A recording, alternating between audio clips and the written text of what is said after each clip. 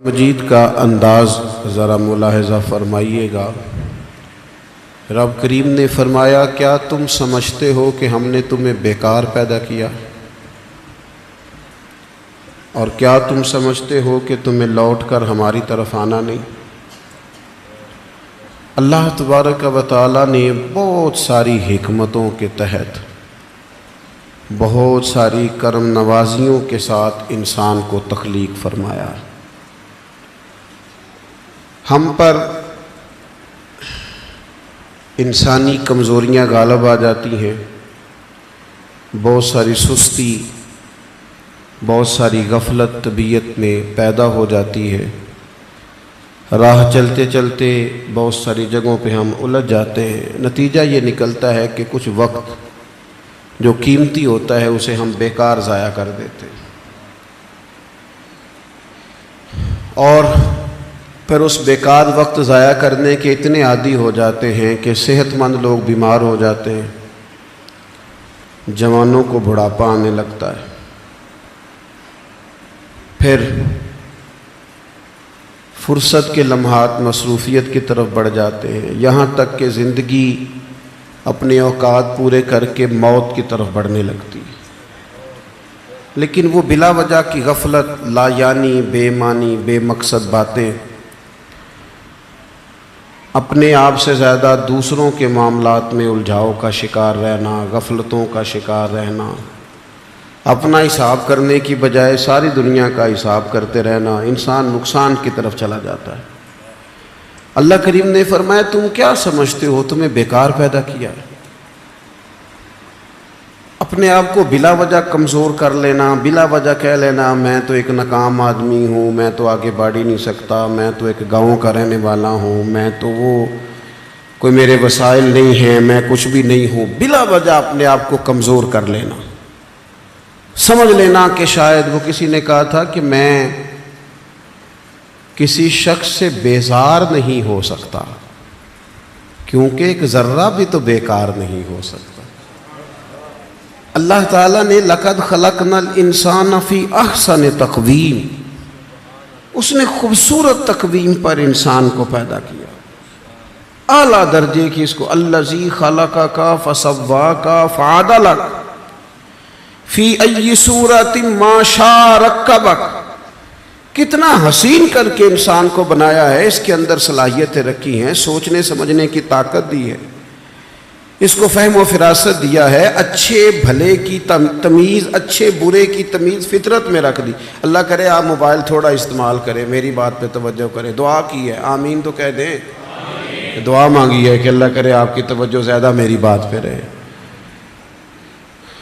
یہ فطرت میں رکھ دی چیز ہے۔ ہم کیا کرتے ہیں؟ ہم اپنا وقت بیکار ضائع کرتے ہیں۔ بہت ساری جگہوں پہ انسان کو چلتے چلتے سپیڈ بریکر کا سامنا کرنا پڑ جاتا ہے، پر وہاں رک جانا تو کوئی عقل مندی نہیں نا۔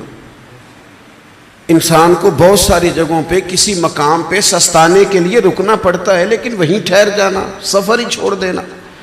زندگی جد و جہد والی ہونی چاہیے، اعمال والی ہونی چاہیے، کچھ نہ کچھ انسان کو کرتے رہنا چاہیے۔ غیر ذمہ دارانہ گفتگو، غیر ذمہ دارانہ وقت کا ضیاع اور بلا وجہ کا الجھاؤ جس کا کوئی مقصد نہیں، جن چیزوں کی بالکل ضرورت نہیں ان باتوں میں دلچسپی اور ہر وقت مفت کا الجھاؤ۔ نبی پاک علیہ الصلوۃ والسلام سے جب پوچھا گیا نا خوبصورت مسلمان کون ہوتا ہے، تو نمازی بھی بڑا خوبصورت ہوتا ہے۔ ایک احرام میں ایک بولی بولتے ہوئے ایک میدان میں لبیک لبیک کہنے والے حاجی بھی بڑے ہی خوبصورت ہوتے ہیں۔ اللہ کی بارگاہ میں بیٹھ کر اس کی بارگاہ سے بیت اللہ کے سائے میں دعائیں مانگنے والے بھی بڑے ہی حسین ہوتے ہیں۔ اللہ کی کتاب سامنے رکھ کر صبح سے شام تک اس کو یاد کرنے والے، تلاوت کرنے والے حافظ بھی بڑے حسین ہوتے ہیں۔ علماء کی بھی بڑی بات، سخی کی بھی بڑی بات، ماں باپ کی خدمت گزار کی بھی بڑی بات، لیکن یا رسول اللہ صلی اللہ تعالی علیہ وسلم اپنے مفہوم کے لحاظ سے اور اعزازی خصوصیات کے لحاظ سے خوبصورت مسلمان، جس پر مسلمان کی تعریف صادقہ ہے، خوبصورت مسلمان کون ہوتا ہے؟ نبی پاک علیہ الصلوۃ والسلام نے فرمایا جو بے مقصد اور فضول باتوں کو چھوڑ دے وہ خوبصورت مسلمان ہوتا ہے۔ لغویات سے بچے، فضولیات سے بچے، بے معنی وقت نہ ضائع کریں، اپنے معاملات میں ایک جملہ بھی کبھی اضافی نہ بولیں، فائدہ کوئی نہیں۔ آپ مختصر جامع زندگی گزاریں، آپ اپنے آپ کو قیمتی سمجھیں، اپنے وجود کو قیمتی سمجھیں۔ آپ دیکھیں نا، انسان کو اللہ تعالیٰ نے اشرف المخلوقات بنایا، تسخیر کائنات اس کے ذمے لگائی، اس نے بر اعظموں کے بر اعظموں پر حکومت کر کے دکھائی۔ انسان کہاں سے اٹھا اور پھر اس نے ہواؤں میں اڑنا شروع کیا، انقلاب آ گیا، اور پھر جب یہ مسلمان ہے، جب یہ مومن ہے، پھر تو اس کا کمال یہ ہے کہ ابھی نیکی کرتا نہیں، صرف نیکی کا ارادہ ہی کرتا ہے، اللہ اجر عطا فرما بھی دیتا ہے۔ لیکن جو صبح سے شام تک نیکی کا ارادہ بھی نہ کرے، جو پروگرام ہی نہ بنائے، جو اچھا گمان بھی قائم نہ کر سکے، جس کے تصورات باوضو ہی نہ ہوں، جو اپنے خیالات کے اندر خوش عقیدگی نہ لا سکے، اس نے کیا کیا؟ اپنے معاملات پر توجہ دی جائے اور اپنے وقت کو ضائع کرنے سے بچایا جائے، امور خیر میں جد و جہد کی جائے، کوشش کی جائے، اپنے آپ سے کوئی کام لیا جائے۔ دیکھیں، ہم چاہیں نہ چاہیں، ہم تیار ہوں یا نہ ہوں، ہماری عمر روز بروز بڑھتی ہے، ہمارے کام رہ گئے تو رہ گئے، لیکن دن، سال، مہینے روز گھٹتے۔ ہم چاہیں نہ چاہیں لیکن وقت ریت کی طرح ہمارے ہاتھوں سے گزر جاتا ہے۔ اچھے بھلے تندرست لوگ ہوتے ہیں، پھر وہ ہلکی ہلکی دردیں جسم میں شروع ہوتی ہیں، کمزوریاں آنے لگتی ہیں۔ جو کام ہم گھنٹوں بیٹھ کے، میں خود کبھی توفیق ہوتی تھی تو کئی صفوں کی کتاب ہے، تو بیٹھے ہیں تو وہ دل کیا ہے کہ ایک نشست میں پڑھ دیں گے۔ اب یہ ہے کہ کوئی تھکن محسوس ہوتی ہے، اب یہ ہے کہ کچھ کیفیات اور طرح کی ہوتی ہیں۔ وقت کے ساتھ ساتھ انسان کے قوا اعضاء اس طرح کے تھوڑی رہتے۔ اس کو چاہیے کہ جب اس کو صحت ملی ہوئی ہے، تندرستی ملی ہوئی ہے، عافیت ملی ہوئی ہے، فرصت ملی ہوئی ہے، تھوڑے وقت میں زیادہ کام کرے۔ ہمارے ہاں ڈھیر سارا طبقہ ہے جو اپنے آپ سے کام ہی نہیں لیتا۔ اپنے آپ اقبال کہنے لگے، عجب نہیں کہ خدا تک تیری رسائی ہو۔ یہ کوئی انوکھا نہیں تو اللہ تک پہنچ جائے۔ رب اپنے بندوں کو اپنی معرفت عطا کرتا ہے، وہ دیتا ہے وہ رستہ۔ کہنے لگے عجب نہیں کہ خدا تک تیری رسائی ہو، پر تیری نظر سے تو پوشیدہ ہے آدمی کا مقام۔ تو بندے تک نہیں پہنچ سکا۔ تو وہ جو کہا من عرف نفسہ فقد عرف ربہ، تو پہلے اپنے آپ کو تو پہچان نہ، اپنے آپ سے کوئی کام تو لے۔ اچھا میں دیکھتا ہوں ایسے چھوٹی چھوٹی دنیا بنا کے نا، چھوٹی چھوٹی سیاست میں سارا وقت ضائع، یعنی اپنی تعریفیں لوگ کرتے رہتے ہیں۔ شکر ہے اللہ کا جی اتنی دیر ہو گئی فلانا کام کر رہا ہوں، شکر ہے جی میں نے یہ بھی کر دیا، بڑا او بھائی تو رہنے دینا، یہ کسی اور کو کہنے دے۔ تو کام کر، تو جد و جہد کر، تو ہمت کر، تو آگے بڑھ، تو سال نہ گنوا تیرے گزر گئے۔ یہ زمانہ بعد میں گنتا رہے گا، یہ لوگ بعد میں حساب کرتے رہیں گے کہ اعلیٰ حضرت بریلوی نے 1000 کتاب لکھی، عمر کتنی تھی، پڑھنے میں کتنا وقت گزرا، لوگوں نے نکال لیا کہ ہر روز 3 گھنٹے تو ان کے لکھنے کے بنتے۔ وہ بعد میں دنیا نکالے گی کس نے کتنا کام کیا۔ تو ڈیوٹی کر، تو کام کر، جد و جہد کر۔ ہم میں سے جو لوگ بھی ناکام ہو جاتے ہیں نا، وہ کہتے ہیں جی میں فلانے کی وجہ سے ناکام ہو گیا، فلانا بندہ اگر میرا ساتھ دے دیتا، فلاں اگر سپورٹ کرتا۔ یہ دنیا کا سب سے بڑا جرم ہے کہ انسان اپنی کوتاہیاں دوسروں کے گلے ڈال دے۔ سب سے بڑی ناکامی یہ ہے، ہم سستیاں کرتے ہیں، غفلتیں کرتے ہیں، بوجھ دوسروں پہ ڈال دیتے ہیں۔ دنیا میں جہاں بھی ہم ناکام ہوتے ہیں نا، رب تو کسی کو ناکام کرتا ہی نہیں۔ ہم اپنی کمزوریوں کی وجہ سے، احساس ذمہ داری نہیں، پڑھنے والا پڑھتا نہیں وقت پہ، پڑھانے والا وقت پہ پڑھاتا نہیں، ڈیوٹی کرنے والے ڈیوٹی نہیں وقت پہ کرتے، ہم ناکام ہو جاتے ہیں، وہ دوسروں پہ ڈال دیتے ہیں۔ اپنی زندگی میں جہاں بھی کمزوری رہ گئی ہے، جہاں بھی کہیں ہم سے غفلت ہو گئی ہے، اس کو دیکھیں، غور کریں، کس مقام پر ہم سے کوتاہی ہوئی ہے، کہاں ہم بھول گئے، کہاں معاملہ ایسا تھا جو گڑبڑ ہو۔ میں صبح ادارے کے ایک استاد صاحب سے عرض کر رہا تھا، میں کہہ رہا تھا جن لوگوں نے قربانی کرنی ہے نا، اور جانور لانے ہیں. انہوں نے آج بارش نہیں دیکھی. جہاں جہاں آج منڈیاں تھیں نا وہاں فل رش ہے. 1 مہینہ پہلے ہی وہ صبح اٹھے وقت پہ چلے گئے. لیکن یہ سستی ہے نا طالب علم کی, وہ کہتا ہے آج بارش ہے لہذا میں نے نہیں جانا. اللہ ماشاءاللہ کو جو استاد کہتے ہیں آج میں نے اسکول نہیں جانا, ادارے نہیں جانا, آج بارش ہے. وہ دیکھے مزدوری کرنے والے نے صبح کوئی انکار کیا ہے کہ میں نے منڈی نہیں جانا. سبزی منڈی جانے والا منڈی گیا ہے, اور جو مال والی منڈی جانے والا تھا وہ بھی وہاں پہ. آپ اپنے کام سے جان نہیں چھڑائیں. حضرت عثمان غنی رضی اللہ تعالیٰ عنہ فرماتے ہیں بڑی کڑاکے کی گرمی تھی اور دھوپ بڑی شدت والی تھی, اور جتنے مدینہ منورہ میں لوگ تھے وہ اندر سے دروازے بند کر کے نا کواڑ سب آرام فرماتے. دوپہر میں ماحول بن جاتا ہے, اور ویسے بھی دوپہر کو کچھ دیر آرام کرنا نبی پاک علیہ السلام کا طریقہ مبارکہ بھی ہے. تو لوگ آرام کر رہے تھے. حضرت عثمان غنی فرماتے کسی کام کے لیے مجھے چھت پہ جانا پڑا, اور گرمی بڑی سخت تھی, میں مجبوراً گیا. لیکن فرماتے ہیں جب میں چھت پہ چڑھا نا تو میری نظر پڑی تو ایک شخص جن کی عمر مجھ سے زیادہ ہے, بوڑھے محسوس ہوتے ہیں, وہ 2 اونٹوں کو ہانکتے ہوئے لا رہے ہیں. میرے دل میں خیال آیا یار ساری دنیا آرام کر رہی ہے, ان کو بھی سونا چاہیے تھا. اس موسم میں اپنے آپ کو تکلیف دے رہے ہیں جب کڑاکے کی گرمی ہے. وہ لے کے آ رہے تھے. تو حضرت عثمان غنی فرماتے میں نے کہا جن کو نصیحت ضرور کرنی ہے, سمجھانا ضرور ہے. بھئی جب عصر کے بعد جانا اونٹ چرانے جب ساری دنیا چراتی ہے, اس وقت کیا حاجت تھی. آپ فرماتے ہیں جیسے ہی میں چھت سے اترا اور دروازے کے راستے باہر آیا کہ میں ان کو سمجھاتا ہوں, جب تک وہ شخصیت بھی قریب آ گئی تھی. آپ فرماتے جب میں نے ان کا چہرہ دیکھا تو میرا وجود کانپنے لگا, راشا طاری ہو گیا, اور نہ چاہتے ہوئے بھی میری آنکھوں میں آنسو آ گئے. یہ کوئی معمولی آدمی تو نہیں, یہ تو امیر المومنین سیدنا فاروق اعظم ہے, حضرت عمر جیسا آدمی. اور کڑاکے کی دوپہر, یہاں کتنے نازک مزاج ہو گئے ہیں لوگ. اقبال کہتے ہیں لہو مجھ کو رلاتی ہے جوانوں کی تن آسانی. میں خون کے نہیں لہو کے آنسو روتا ہوں جب میں جوانوں کو دیکھتا ہوں آرام کر رہے ہیں, چوک میں بیٹھے سکون کر رہے ہیں, سوئے ہوئے ہیں, سویرے ان کی آنکھ ہی نہیں کھل. وہ قوم ترقی کرے گی جن کے جوان سو رہے ہیں, بوڑھے کام کر رہے ہیں, جن کے جوان ان کا جسم درد کر رہے ہیں اور بوڑھے تراوی میں کھڑے ہیں. وہ قوم آگے بڑھے گی. فرمانے لگے حضرت عثمان کہ میں نے دیکھا حضرت عمر کو تو میں کانپ گیا.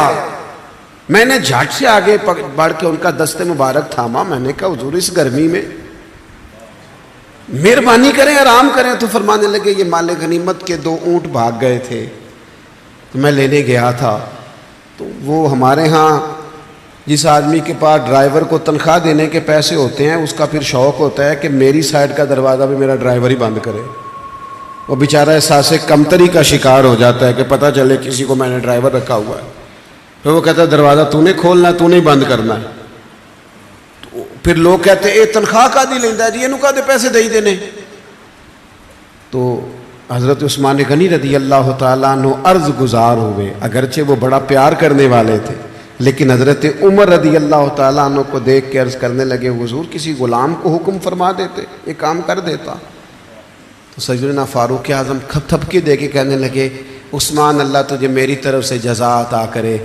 غلام بھی آرام کر رہے تھے جیسے سارے کر رہے تھے, اور فرمایا ویسے بھی یہ مسلمانوں کا مال ہے, ذمہ داری غلام کی تو نہیں, ڈیوٹی تو میری ہے. یہاں ہمارے حکمران کہتے ہو مجھے تو پتہ نہیں, میں نے تو سویرے اٹھ کے دیکھا ہے, وہ تو خبروں میں مجھے نہ ادھر ادھر کی تو بات کر, یہ بتا کہ قافلہ کیوں لٹا. نہ ادھر ادھر کی تو بات کر, یہ بتا یہ قافلہ کیوں لٹا. مجھے رہزنوں سے غرض نہیں, تیری رہبری کا سوال ہے. تو کہتا چور آ گئے تھے تو یہ بتا تو کس چیز کی پہرے داری کر رہا تھا. تو میرے عزیز اپنی زندگی میں اپنی ذمہ داریوں کا احساس, اپنی ڈیوٹی وقت پر. میں کئی دفعہ سوچتا ہوں جس آدمی کی عمر 35 سال سے زیادہ ہوگی اور ابھی تک فجر کے وقت نہیں اٹھتا, اس نے کب نمازی بننا ہے. اور جو 40 سال کی عمر تک نمازی نہیں خالی بن سکا, اس نے تہجد کب پڑھنی. یہاں تو ہمارے معاشرے میں تو 60 سے 70 سال ایوریج ہو گئی عمر کی، تو جس کی 35-40 سال ہو گئی وہ تو زیادہ گزار بیٹھا ہے، وہ اپنی زبان پر پیرا کس دن لگائے گا؟ جس کو آج تک بولنے میں خیال آتا ہو خو مجھے کہنا نہیں چاہیے تھا، میرے منہ سے نکل گیا. اپنی زبان پر، اپنی آنکھوں پر، اپنے لفظوں پر جو آدمی کنٹرول نہیں کر سکا وہ کس دن جا کے ٹھیک ہوگا؟ روایتی باتیں، روایتی گفتگو دوسروں پہ ڈال دو، کوئی بہانہ کر دو، کوئی احساس کمزوری کر دو، نہ ہو سکا تو مظلوم بن جائیں گے، کہیں گے غریب آدمی ہوں. یہ بھی کمزور قومیں کرتی ہیں، یہ بھی کمزور قومیں کرتی ہیں جو اپنے آپ کو مظلوم بنا کے دکھاتی ہیں. مسلمان اس کا مزاج ہوتا ہے، وہ مظلوم نہیں ہوتا، وہ تو ظالموں کا ہاتھ پکڑنے والا ہوتا ہے، تو میدان میں رہنے والا ہوتا ہے. اپنے آپ سے، اپنے وجود سے کام لیا. آپ اپنے بزرگوں کو دیکھیں، تھوڑے وقت میں زیادہ کام کرنے والے لوگ، اور اتنا کام کرنا. یہ بھی بات کر رہے تھے شیخ، گفتگو کر رہے تھے حضرت غوث پاک رضی اللہ تعالیٰ عنہ. آپ کبھی اپنے بزرگوں کو دیکھیں نا، تو جو آج پیروں نے ماحول بنایا نا، پیر صاحب بیٹھے اندر 6 تسبیح ہیں اور 20 تقیے اور وہ تعویذ لکھ رہے ہیں اور وہ ہاتھ بھی اٹھاتے ہیں تو لگتا ہے بیچارہ بڑی تکلیف میں ہے، اللہ ماشاء اللہ، دعا مانگنے میں اسے پریشانی ہو رہی. کیا مذاق بنایا ہوا. صوفی تو زندہ اور جاوید ہوتا ہے، وہ تو تازہ دم ہوتا ہے، پلٹنا جھپٹنا، جھپٹ کر پلٹنا، لہو ایک گرم رکھنے کا ایک بہانہ، تو طاقتور ہوتا ہے، اس کے مزاج میں تو گرمی ہوتی. اقبال کہتے ہیں کہ حاضر ہوا میں شیخ مجدد کی لحد پر، وہ لحد کے ہے زیر زمین مطلع انوار، وہ ہند میں سرمایہ ملت کا نگہباں. اللہ نے کیا جس کو بر وقت خبردار، جد و جہد، مزاج، بھاگنا دوڑنا. اور ایک جگہ پہ اقبال کہنے لگے ہے وہی تیرے زمانے کا امام برحق، جو تجھے حاضر و موجود سے بیزار کرے اور موت کی شکل میں دکھلا کے تجھے جلوہ یار زندگی تیرے لیے اور بھی دشوار کرے. درویش تو وہ ہے جو تیرا جینا مشکل کر دے کہ کب مروں گا اور کب جا کے مدینے والے کی زیارت نصیب ہوگی. اور تو یہ ہے کہ سستی، کاہلی، وہ ٹھہر جائیں جی قبلہ آرام میں، چھوڑے ان چیزوں کو. جدوجہد. حضور غوث پاک رضی اللہ تعالیٰ عنہ فجر کی نماز کے بعد فقہ کا درس دیتے تھے اور صبح 9 بجے 10 بجے اپنے ادارے میں چلے جاتے. اور جب اسباق بٹتے تھے نا، ہمارے مدارس میں سبق تقسیم ہوتے ہیں، صرف کون پڑھائے گا، نحو کون پڑھائے گا، منطق کون پڑھائے گا، فقہ کون پڑھائے گا، اصول کون پڑھائے گا، تفسیر کون پڑھائے گا. سبق تقسیم ہوتے تو ناظم تعلیمات کہنے لگے جو لائق بچے ہیں وہ سارے تم رکھ لو اور نالائق سارے مجھے دے دو. کسی کو نالائقوں کا بھی تو سرپرست بننا ہے نا، تو مجھے دے دو، نالائقوں کو پڑھاؤں گا. پھر زور تک کلاس ہوتی، زور کے بعد تفسیر کا درس ہوتا، عصر کے بعد حدیث کا درس ہوتا، اور پھر رات کو 70 ہزار کا مجمع تقریر سننے آتا.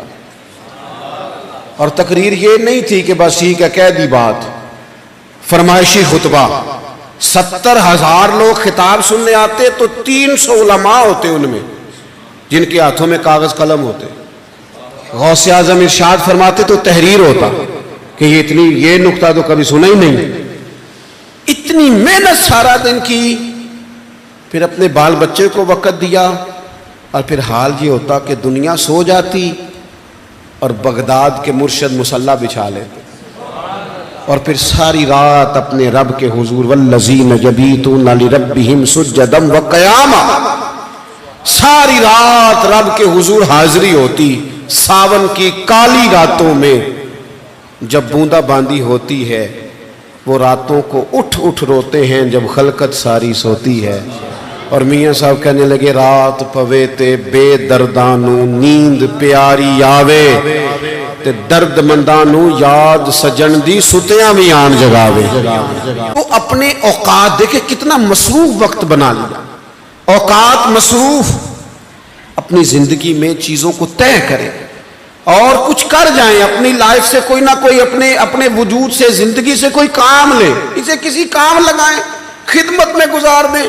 خدمت میں ہمارے ایک بزرگ ہیں، وہ میں دور گیا ہوا تھا کیروڑ پکے کی جانب، جنوبی پنجاب کی طرف.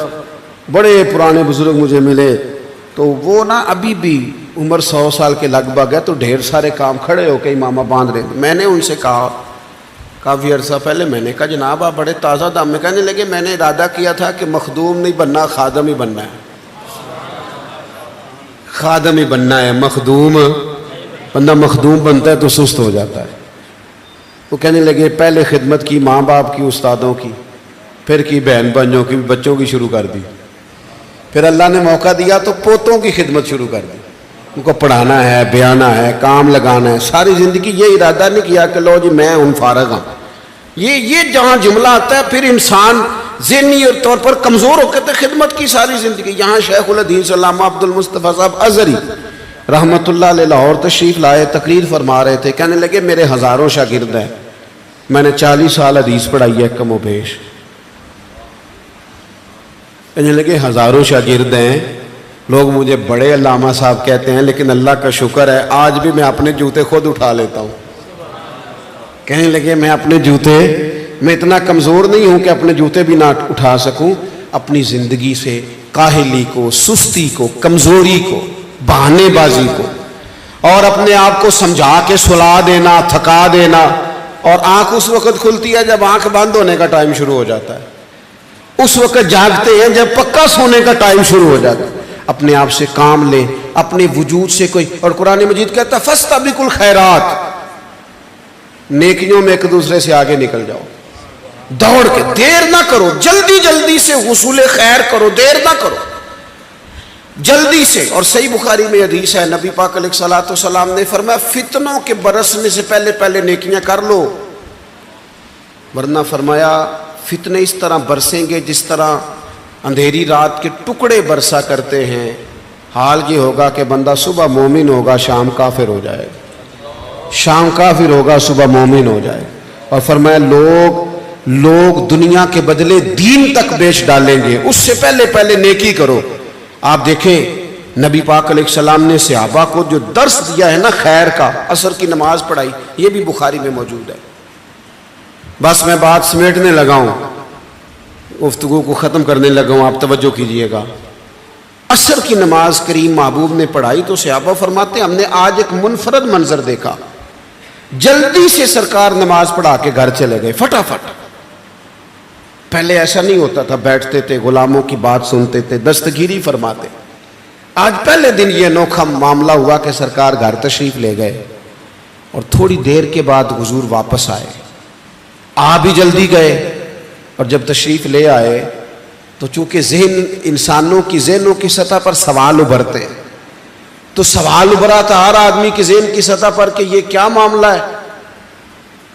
تو فرماتے محبوب فرمانے لگے تم سوچ رہے ہوگے میں جلدی کیوں گیا تھا، اور پھر میں جلدی کیوں آ گیا۔ یا رسول اللہ آپ تو کریم ہے نا، بے خبر ہو جو غلاموں سے وہ آقا کیا ہے، کو تو پتہ ہے ساری بات کا۔ تو حضور فرمانے لگے میں نے نا گھر میں کچھ سونا آیا تھا تو میں نے بانٹ دیا سارا، ایک ٹکڑا، ایک ڈلی سونے کی پڑی رہ گئی تھی، نماز پڑھی تو مجھے خیال آیا پڑی نہ رہ جائے، اور ایک روایت میں یہ کہیں رات نہ گزر جائے اور وہ پڑا نہ رہ جائے۔ فرمایا میں فوراً گیا ہوں، پہلے جا کے اسی اللہ کے رستے میں خیرات کیا، کل کر لیں گے، پرسوں کر لیں گے، سویرے کر لیں گے، بانٹ دیں گے، ہو جائے گا، یاد کرانا، اس سے تو بہت سارے کام رہ جاتے۔ حضرت عمر بن عبدالعزیز کے خادم نے کہا حضور یہ کام رہنے دیتے، کل کر لیں گے۔ تو آپ فرمانے لگے پتر جو کل کرنے وہ پھر کب کریں گے، کام تو کرنا ہے، جدوجہد تو کرنی ہے۔ اسی طرح حضرت جابر بن عبداللہ فرماتے ہیں احد والے دن نا میں نے ایک صحابی کو دیکھا کھجور کھا رہے تھے، کھجور ان کے منہ میں چبا رہے ہیں، تو کھجور کھاتے کھاتے عرض کرنے لگے یا رسول اللہ صلی اللہ تعالی علیہ وسلم اگر میں شہید ہو جاؤں تو کہاں جاؤں گا، آج اس جنگ میں گر میں شہادت مجھے ملتی ہے، اللہ کرم کرتا ہے تو اس کا نتیجہ کیا نکلے گا، رزلٹ کیا ہے، میں کہاں جاؤں گا۔ تو کہتے ہیں مقدس جملے محبوب کے، حضور نے فرمایا رب تجھے جنت عطا کرے گا۔ حضرت جابر بن عبداللہ فرماتے ہیں میں نے اس شخص کو دیکھا جو کھجور ان کے منہ میں تھی، انہوں نے انگلی ڈال کے نکال دی اور اسی وقت تلوار اٹھا لی، میدان میں لڑے شہید ہو گئے، کیا مانا؟ انہوں نے کہا شہادت سامنے نظر آ رہی ہے اور میں کھجور ہی کھاتا رہ جاؤں، جتنی کھا لی باقی نکال دی۔ ہم کھجور چبانے کی بھی دیر نہیں کرتے کہیں نیکیاں دور نہ نکل جائیں، جلدی سے ان کو حاصل کر لیا جائے، جلدی سے۔ میں نے دیکھا ہے بہت سارے لوگ زندگی میں بڑی باتیں کرتے ہیں، ان کے پاس بیٹھو تو ان سے سیاںا بندہ ہی کوئی نہیں، لیکن کام کی بات آئے اور کوئی خدمات کی بات آئے تو پھر ان سے زیادہ زیرو بندہ بھی کوئی نہیں، اللہ ماشاء۔ سمجھداری کا کیا مطلب ہے؟ زیادہ باتیں کرنے والا سیاںا ہوتا ہے؟ نشستن گفتن برخاستن، بیٹھو باتیں کرو اٹھ کے چلے جاؤ۔ زندگی سے کوئی کام لے، بیکار وقت نہ گزارے، ورنہ کسی کا کچھ بھی نہیں بگڑے گا، کسی کا کچھ بھی نہیں بگڑے گا، ہم ضائع ہو جائیں گے، وجود ضائع ہو جائے گا، صلاحیتیں ضائع ہو جائیں گی، نقصان ہو جائے گا ادھر ادھر کی باتوں میں۔ اور میں تھوڑے دن پہلے ایک جگہ پہ تھا تو وہاں کچھ سیاسی لوگ بھی جمع تھے، ایک دعوت تھی۔ تو ہمارے ہاں یہ طریقہ ہوتا ہے کہ ایک بات چھیڑو 10 منٹ ایک بندہ تبصرہ کرتا ہے، پھر 10 سارے صحافی ہیں، سب کے پاس ہی موبائل ہے، سارے کو لی اندر دی خبر ہے، نہیں تو انہوں میں دسنا اصل گل کی۔ تو حالات بھی کافی ٹف تھے، میں کچھ بیزی تھا، مجھے ہمیشہ زندگی بہت ساری سفر میں گزر گئی، عدم سے لائی ہے ہستی میں آرزو رسول، اور کہاں کہاں لیے پھرتی ہے جستجو رسول۔ بہت سارا وقت گزر گیا گاڑیوں میں، تو کہیں آگے بھی بڑھنا تھا تو تبصرہ چھیڑ دیا، مجھے کہنے لگے پیر صاحب آج کل کیا حالات ہیں ملک کے، کیونکہ میں مصروف تھا، تبصرہ کرنا نہیں چاہ رہا تھا۔ وہ پھر پوچھا، میں نے عرض کیا تھا آج کل کیا حالات ہے، میں کہا بالکل ٹھیک نہیں اللہ دے فضل میں۔ وہ پریشان ہو گئے، جی میں تسی نہیں سارے ہو گئے، بالکل ٹھیک نہیں۔ مجھے کہنے لگے واقعی ٹھیک ہے۔ میں نے کہا یہ میں نے جب سے ہوش سنبھالا میں تو اسی طرح کے دیکھ رہا ہوں، تو ٹھیک ہی کہنے ہیں نا، جب یہ معاملہ اسی طرح ہی رہتا ہے، کبھی کسی کی چاندی ہوتی ہے، کبھی عروج ہوتا ہے، کبھی زوال ہوتا ہے، اسی طرح ہی ہے۔ ہمارے تبصرہ کرنے سے کوئی حالات بہتر ہو جائیں گے؟ ہم اپنا کام کریں، جو ہم کر رہے ہیں اسے صحیح کر کے کریں۔ صبح سے شام تک تبصرے، بحثیں، لڑائیاں، دوریاں، فائدہ کوئی نہیں۔ تو میرے عزیز زندگی کو ضائع نہیں کریں فضولیات میں، لغویات۔ اپنے آپ سے کوئی کام لے لیں۔ آپ دیکھیں جن لوگوں نے بڑے بڑے کارہائے نمایاں سر انجام دیے، کسی چھوٹے سے گاؤں کے رہنے والے تھے، کسی غریب باپ کے بیٹے، کسی غریب ماں کی کوکھ میں پلنے والے، لیکن عروج پایا، کام کیا۔ صرف ایک چیز وہ سمجھ گئے تھے کہ ہمیں اپنے وقت کو ضائع نہیں کرنا، ہم نے کچھ کرنا ہے۔ وہ شیخ سعدی رحمۃ اللہ علیہ کے پاس ان کا ایک دوست بیٹھا تھا تو شکوے کرتا جا، فلانا بندہ بھی غلط ہے، فلانا لوگ جی کرنے ہی نہیں دیتے، میرے ادھر بھی غلط، ادھر بھی غلط، آگے بھی سب لوگ ہی برے۔ تو حضرت سعدی ہنس پڑے، فرمانے لگے تو کچھ کرنا نہیں چاہ رہا، لوگوں کو غلط کہہ رہا ہے۔ اس نے کہا حضور بندے ٹھیک ہی نہیں۔ تو بڑی اعلیٰ بات کی حضرت سعدی نے، فرمانے لگے یار تو نہ اپنے دوستوں کو اتنا برا بھلا کہا کر، پانی بڑا بھی گدلا ہونا تو آگ بجھانے کے کام پھر بھی آ ہی جاتا ہے، آگ بجھائی جا سکتی ہے جتنا مرضی گدلا۔ تو کچھ کام نہیں کرنا چاہتا، کسی کا نفع نہیں کرنا چاہتا، تو آج اس اصالِ ثواب کی تقریب میں جب ہم کسی کے لیے دعا کرنے آئے ہیں، ہمیں یہ غور کرنا چاہیے کتنی زندگی گزر گئی، کتنے اوقات بیت گئے۔ ہم بڑے عجیب لوگ ہیں، یہ چاہتے ہیں کہ بچے بڑے ہو جائیں، یہ نہیں چاہتے کہ ہم بوڑھے ہو جائیں۔ بچے بڑے ہو گئے تو اس کا مطلب ہے تو ہم بھی تو کہیں پہنچ گئے نا، ہمارا بھی تو اب کوئی سفر آگے کی طرف نکل گیا نا۔ تو اس لیے اپنے آپ کو بیکار نہ کریں، وقت کو ضائع نہ کریں، کچھ نہ کچھ۔ جس طرح ہمارے ہاتھوں میں موبائل ہیں تو چین نہیں نہ لینے دیتے ہمیں، اگر تسبیح آ گئی تو انشاءاللہ وہ بھی چلے گی، تسبیح ہاتھ میں ہوتی ہے تو وہ بھی چلتی ہے۔ تو کیوں نہ ایسا کام کریں جس سے کوئی خیر والا معاملہ ہو جائے، جس سے کوئی آگے کی طرف ہمارے لیے بہتری ہو جائے۔ ہمیشہ ان اسباب کو اختیار کریں جو خیر کی طرف جانے والے ہیں۔ یہاں چونکہ میرے بہت سارے احباب بیٹھے، حافظ عظمت فاروق صاحب آ گئے، حضرت حافظ نویس صاحب آ گئے، مولانا حافظ شاکر محمود صاحب ہیں، اور ہماری بزرگ شخصیت ہیں مولانا مقبول احمد صاحب، یہ ماشاءاللہ ہمارے یہاں کے، اور شیخ ماشاءاللہ آپ دیکھ رہے تھے گفتگو یہاں، اور بھی ماشاءاللہ حضرات جہاں تشریف فرما ہے۔ وقت تیزی سے گزر گیا۔ ان میں سے چونکہ میرے سنگی ہیں زیادہ تر حضرات، تو आवी जी को कभी कभी मैं देखता हूँ तो महसूस करता हूँ कि नहीं यार असी तो और मतलब सानू समझना चाहिए काम वडेरियां टुर पिया। अल्लाह तबारक व तआला सबको सलामत रखे और अल्लाह तबारक व तआला आपको दवाम अता फरमाए। इस महफिल शरीफ में बैठकर मुझे ज़्यादा खुशी इसलिए है कि इर्द गिर्द अहले मोहब्बत और अपने हज़रात तशरीफ़ फरमा हैं। अल्लाह करीम हमारी इस हाज़री को कबूलियत का दर्जा अता फरमाए। वमा अलैना इल्लल बलागुल मुबीन। महफिल अभी चलेगी ना।